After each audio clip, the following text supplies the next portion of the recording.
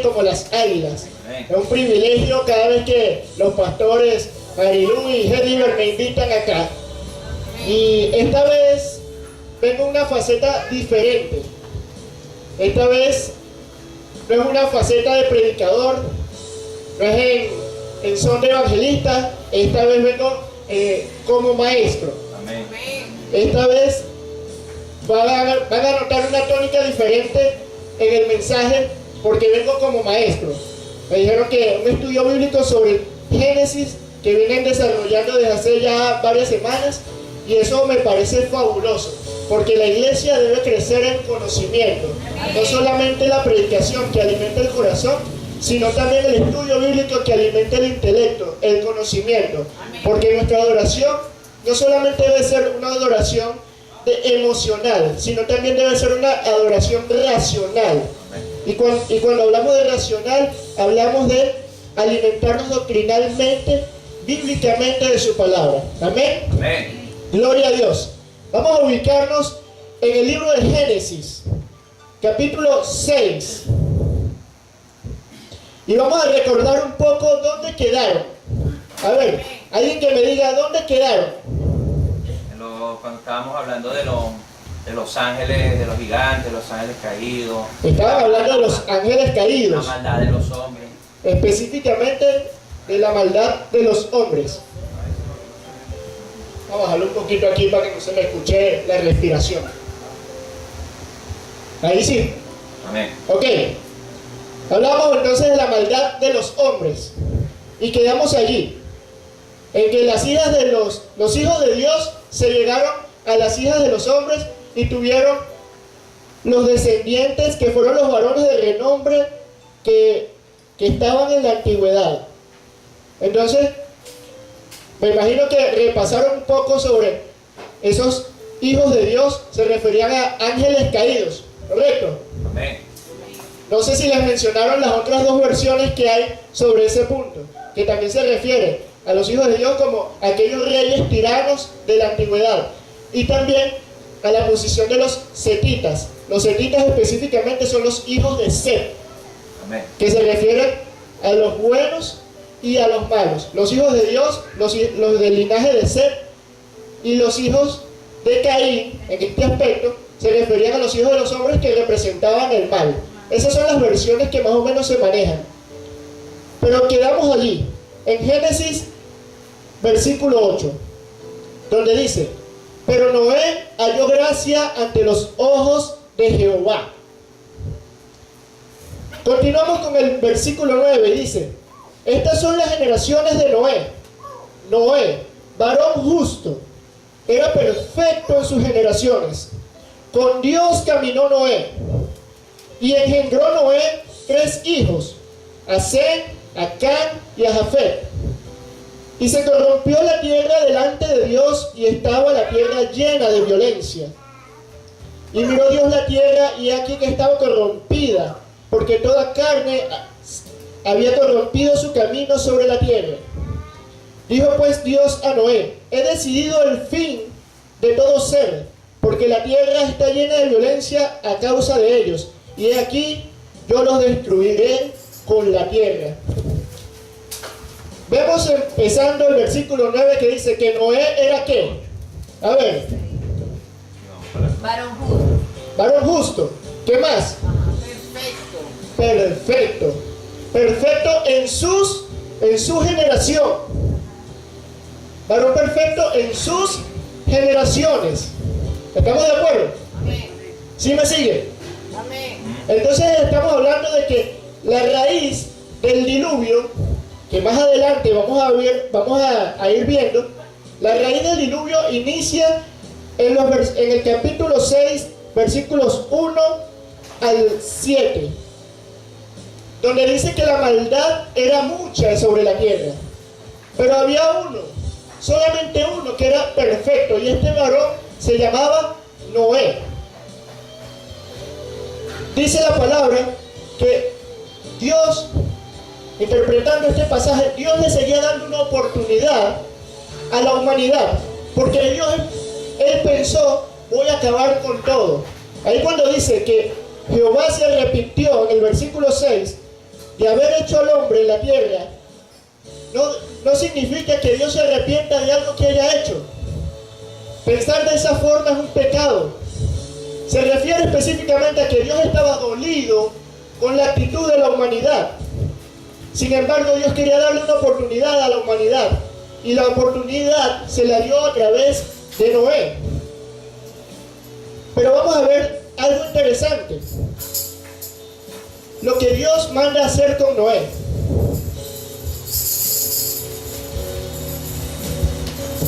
Dice el versículo 14: hazte un arca de madera de gofer, harás aposentos en el arca, y la calefatearás con brea por dentro y por fuera. Y de esta manera la harás de 300 codos de longitud, de 50 codos su anchura y de 30 codos su altura. Aquí vamos a ver algo bastante interesante. La madera de gofer. ¿Qué es la madera de gofer? Tú.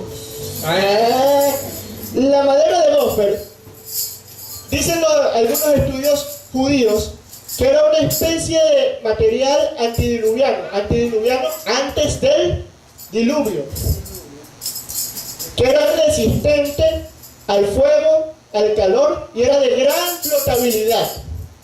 Era un material sumamente especial que estaba antes del diluvio. Muchos comparan esa madera con la madera de ciprés, el ciprés italiano con el que se trabaja la industria naval. Entonces, esta madera se caracteriza mucho porque muy difícilmente es atacada por las bacterias, por los insectos. Entonces es una materia bastante resistente. Puede trabajarse en el agua y lo utilizan mucho para efectos de llevar cargas marítimas. Entonces era un material bastante interesante que Dios le estaba asignando a Noé, porque no le dijo cualquier madera, le dijo de madera ¿de qué? Dígalo con seguridad porque usted lo está leyendo ahí. De gofer. Entonces era un material bastante interesante que estamos hablando que Dios le había dado a Noé. Luego dice que lo va a cubrir ¿con qué? ¿Con qué va a cubrir esa madera? Calafetear. Ajá, ¿la va a cubrir con qué? Con brea. O sea que le da otro detalle interesante. La brea es un derivado del petróleo y funciona como un sintético y le da alta resistencia de flexión a los materiales sobre los cuales son aplicados. Es decir, que endurece la madera. Dice, le da una alta resistencia de flexión a los materiales. Como un super barniz. Un barniz. Entonces se hace resistente la madera. ¿Qué pasa si yo pongo una madera sobre el agua? Por lo general se ablanda, ¿cierto? Al aplicarle brea, eso no iba a suceder. Y necesitaba un material que fuera lo bastante resistente para que pudiera aguantar todo ese lapso de tiempo y con una carga adicional que representaban los animales allí. Entonces tenía que ser un material resistente y de flotabilidad, que se mantenga, que pudiera ser resistente al peso que ella en sí llevaba. Entonces Dios da una especificación sobre los materiales a utilizar. Y esto es bastante interesante porque cuando hablamos del Titanic, ¿alguna recuerdan el Titanic? La película. Que sale el tipo así. ¿Y se acuerda, verdad? Entonces no fue el único que la vio. Que sale DiCaprio. Bueno, eso fue diseñado y obviamente fue más grande que el arca de Noé. Pero fue diseñado con una alta ingeniería y con los especialistas del momento. ¿Pero qué pasó con el Titanic? Se hundió el primer viaje. Muchos decían, el mejor barco. Ni siquiera Dios pudo haber hecho una estructura similar. Llegaron a ese tipo de comentarios. Ni siquiera Dios lo podía hundir. Ni siquiera Dios lo podía hundir, dijo su diseñador. Y el primer viaje chocó con un iceberg y se hundió. Pero vamos a ver algo interesante. El arca de Noé, un barco por lo general, y me van a disculpar el dibujo, porque no soy dibujante, pero un barco, por lo general es así.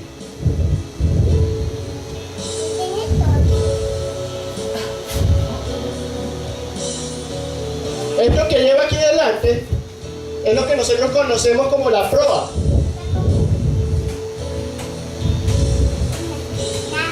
La parte inferior, que por lo general es así, Curva. es puntiaguda, Curva. ajá, es lo que se llama la quilla. ¿Qué más tiene un barco? La popa. La popa tiene también El timón. Mástil. lo que son las velas, que le da dirección. Y por allá dijeron El timón.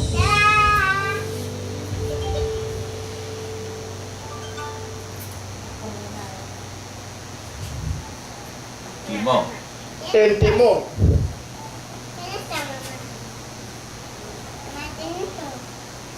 ¿Qué me pasó por Por lo general, básicamente un barco debería tener proa, quilla, vela y timón. La vela para que lo direccione según la fuerza del viento, ¿correcto? La proa, que es lo que va a romper las olas mientras él va avanzando. Y la quilla es la columna vertebral del barco, lo que le da estabilidad. Entonces, la quilla hace lo que para nosotros es la columna vertebral. Pero el arca de Noé rompe con todo tipo de ingeniería naval. Paradigma. Rompe con todo, absolutamente todo. ¿Por qué? Porque el arca de Noé, según los registros históricos, no contaba ni con quilla, ni con una proa, ni con vela, ni con un timón. El arca de Noé básicamente era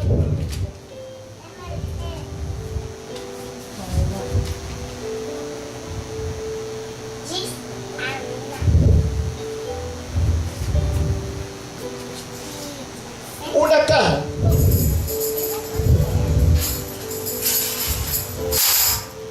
con unas medidas muy específicas, que eran 140 metros de largo,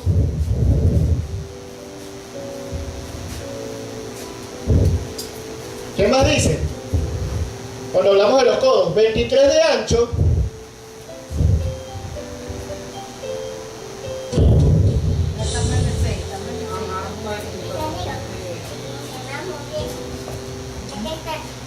y de altura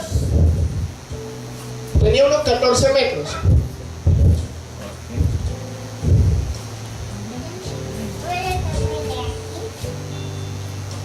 Ahí le hice la conversión de codos a metros, para que lo tengamos. Y tenía una ventana en la parte superior,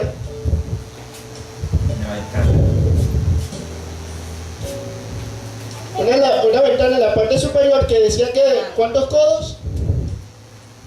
La cabaraja un codo de elevación por la parte de arriba. Un codo de elevación. Y la puerta. Que esa ventana representa medio metro.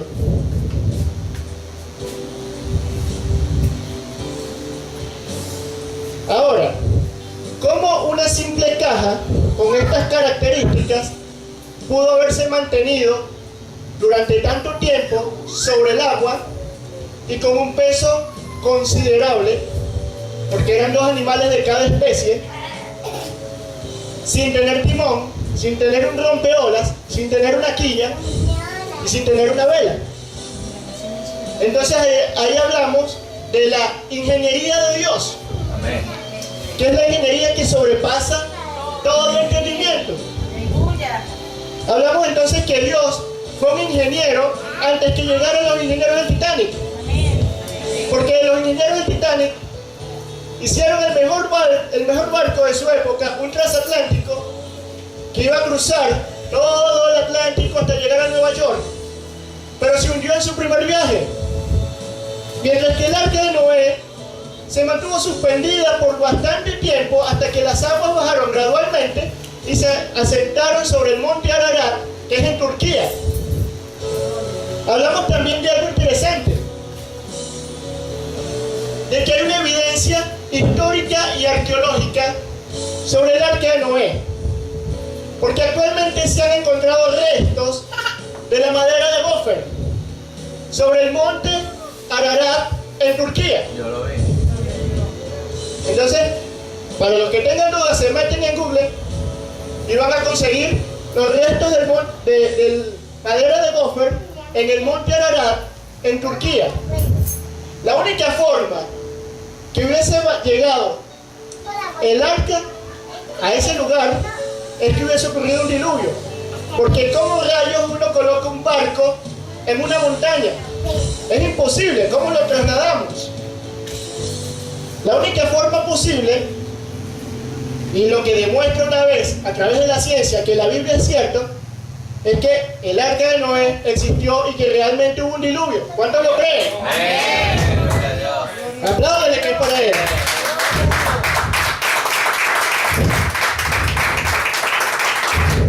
Héctor, yo vi un video que consiguieron unos científicos el arca en el monte Ararat y con pruebas científicas y todo, ya las mismas dimensiones, todo.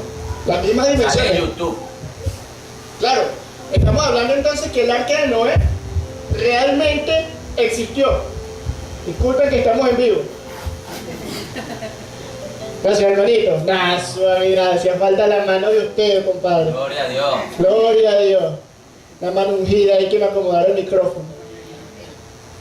También otra característica del arca de Noé es que tenía ¿cuántos pisos? 3. Incluyendo planta baja. O sea que Dios también quería su Titanic de la época, porque tenía su propio transatlántico, porque tenía planta baja, piso 1 y piso 2. Crucero. Un crucero. Continuamos. Dice el versículo 16,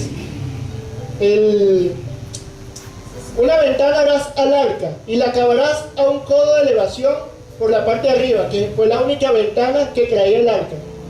Y pondrás la puerta del arca a su lado, tal como se le ilustré. Y le harás piso bajo, segundo y tercero.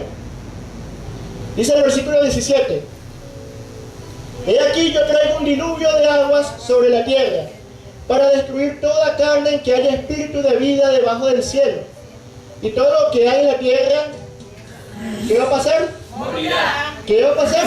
Morirá. Entonces, dice, mas estableceré mi pacto contigo y entrarás en él, en el arca, tú, tus hijos, tu mujer y las mujeres de tus hijos contigo. Y de todo lo que vive, de toda carne, 2 de cada especie meterás en el arca, para que tengan vida contigo. Macho y hembra serán. De las aves según su especie y de las bestias según su especie. De todo reptil de la tierra según su especie, 2 de cada especie entrarán contigo, para que tengan vida. Y toma contigo todo el alimento que se come, y almacénalo, y servirá de sustento para ti y para ellos. Y cierra el versículo 22 diciendo, y lo hizo así Noé, hizo conforme a todo lo que Dios Me mandó. le mandó. Entonces no se trata de ser un ingeniero naval, no se trata de ser un sabelotodo en construcción de barcos, porque Dios es el ingeniero de nuestras vidas. Y solo lo que demanda de nosotros es obediencia. Si Noé se fuera puesto a pensar, pero que me falta la quilla, la proa, el timón, no iba a dar resultado. Simplemente lo que Dios demanda de nosotros es la obediencia. No importa si es una caja, esa caja te va a llevar a donde Dios te quiere llevar. Es necesario que hoy nos metamos en esa arca que Dios ha preparado para que Dios nos lleve al destino que Él nos quiere llevar. Amén. Gloria a Dios. Vamos al capítulo 7, que se titula El diluvio. Dice: dijo luego Jehová a Noé: entra tú y toda tu casa en el arca, porque a ti he visto justo delante de mí en esta generación. ¿Cuántos son justos delante de Dios? ¿Cuántos somos justos delante de Dios? Por Cristo. Somos justos porque Cristo es quien nos justifica. Así que un fuerte gloria a Dios. Gloria a Dios. Y si vos oír, que sea para Él y déselo más fuerte. Y dice el versículo 2, algo interesante: de todo animal limpio tomarás 7 parejas, macho y hembra, mas de los animales que no son limpios, una pareja, macho y hembra. Algo interesante aquí: ¿cuántos animales iba a meter Noé de cada especie? 2 de cada especie. Pero aquí dice que son 7. ¿Qué pasó? ¿Qué pasó allí? De todo animal limpio tomará 7. Tomarás 7 parejas macho y hembra. Ajá. De los animales que son limpios, una pareja macho y hembra. ¿De cuáles consideraban ellos limpios y cuáles eran puros e impuros? Para los judíos había una diferencia entre animales limpios y animales impuros. Y muchos judíos tradicionalistas lo mantienen así hoy en día.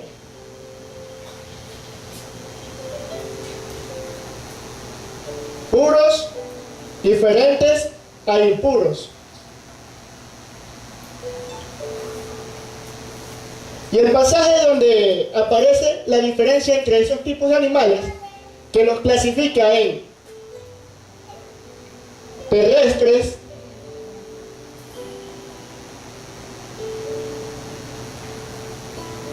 volátiles y acuáticos.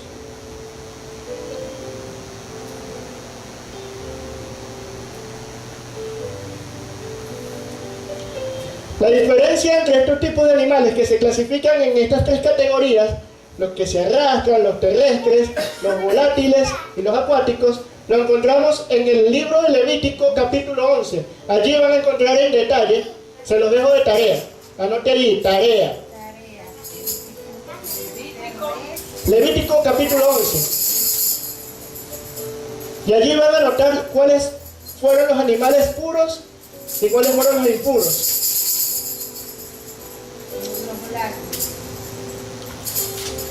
Él tiene un pasaje completico para que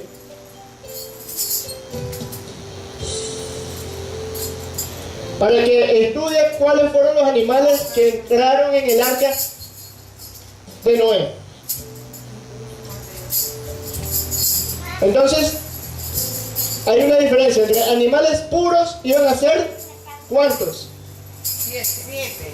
¿Cuántos? 7 parejas. 7 parejas. Y de los impuros, una pareja. De aquí van a ser 7 y de aquí 1.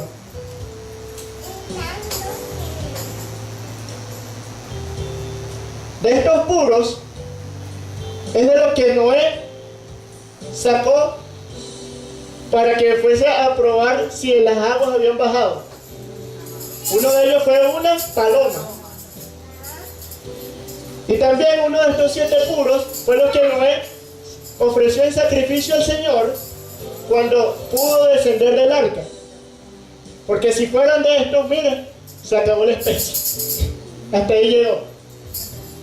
Pero vamos a seguir estudiando algo interesante. Muchas personas que no confían en la palabra de Dios dicen que es imposible que tantos animales hubiesen entrado en el arca. Y también dicen, ¿cómo va a ser posible que Noé estuviese atrás de unos leones, atrás de unos elefantes, para que entraran en el arca? Pero hay un versículo interesante, bastante interesante, Y el que me lo consiga le voy a dar un premio. Dice que los animales vinieron. Dice que los animales vinieron. El que me lo consiga le doy un premio. Un premio para la próxima semana. Si meterse por internet. Ponga ahí la otra tarea. Buscar el versículo donde dice que los animales vinieron. Yo lo tengo aquí anotadito, porque yo lo conseguí. Eso es tarea, hermano, no le puedo echar la ayudadita. Yo no sé cómo se va al aire. Pero ese pasaje, que yo lo tengo aquí apuntado, dice que los animales vinieron al arca. Es decir, que Noé no fue a buscar ningún animal. Los animales se acercaron y subieron solitos al arca, obedeciendo la voz de su Señor, al igual que Noé lo había hecho. Ajá, dígalo. Léalo. 7:15. Léalo.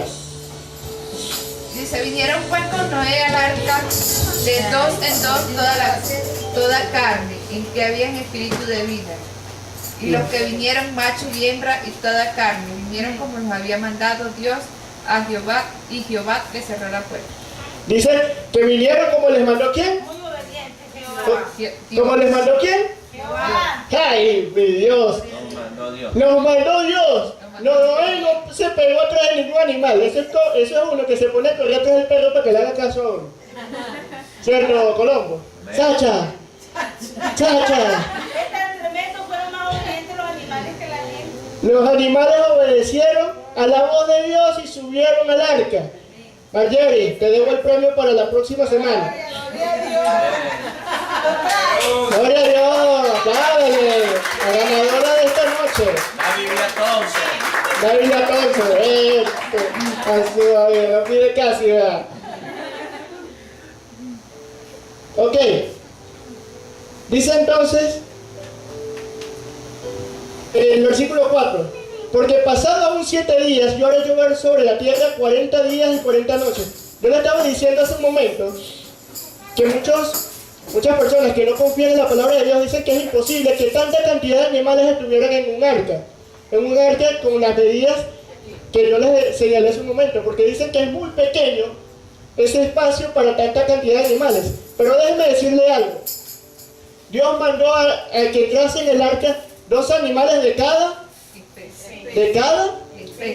especie. Y cuando hablamos de especie no nos referimos a variedad de animales, nos referimos a especie. Si eran 2 perros, eran 2 perros. No eran 2 perros Doberman, 2 Pitbull, no, eran 2 perros, 2 de cada especie.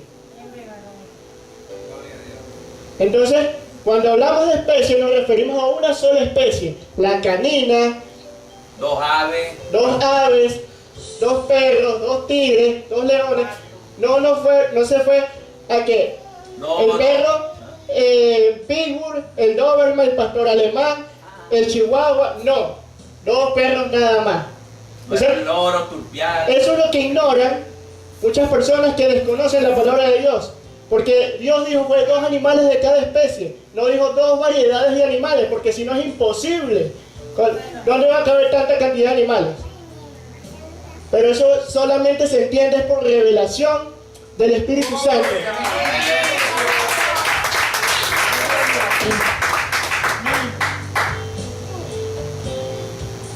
Dice el versículo 9, el versículo 4 dice que haré llover sobre la tierra 40 días y 40 noches. Y dice más adelante, el versículo 12, y hubo lluvia sobre la tierra durante 40 días y 40 noches.